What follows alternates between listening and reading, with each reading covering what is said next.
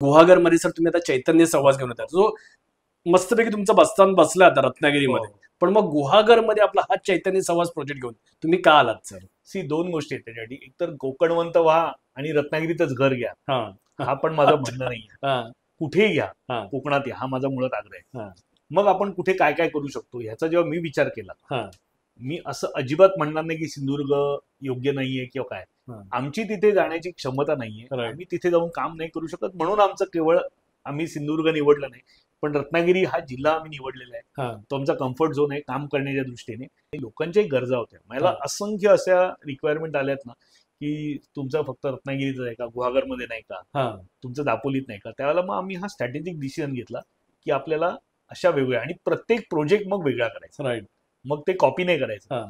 मग प्रत्येक प्रोजेक्टचा USP is not just for काय म्हणतो त्याला आपण सेलिंग पर्पज, तर खरोखर utility point of view, experience point of view आपण प्रत्येक ठिकाणी काय देऊ शकतो. त्याला विचार केला त्यावेळेला आता Ratnagiri is about convenience, straight away convenience. Guhagar is about more of a lifestyle. Ratnagiri मधला जो घर घेणारा ग्राहक आहे आमचा, तो 30 ते 40-50 सगळ्या वयोगटातले, पण 30 ते 40-50 वयोगटातली मुलंही त्यामध्ये इन्व्हेस्टमेंट करू शकतात.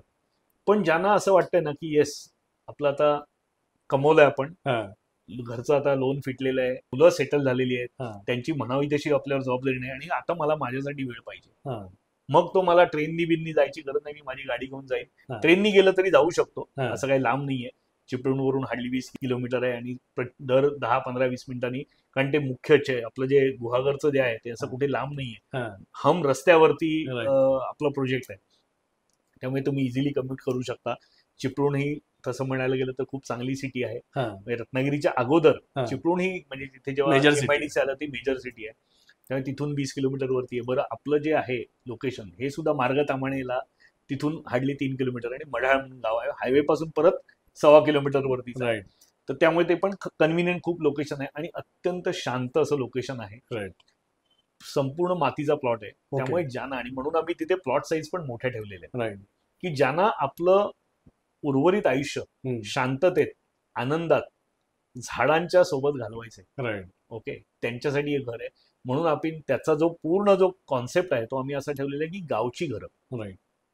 त्याच्यामध्ये टिपिकल ज्याला आपण म्हणतो की गाव एक वसवणं, हाच आमचा उद्देश आहे. म्हणून सगळ्या प्लॉटची साईज आपण मोठी ठेवलेली आहे की जिथे भरपूर झाडं लावता येतील.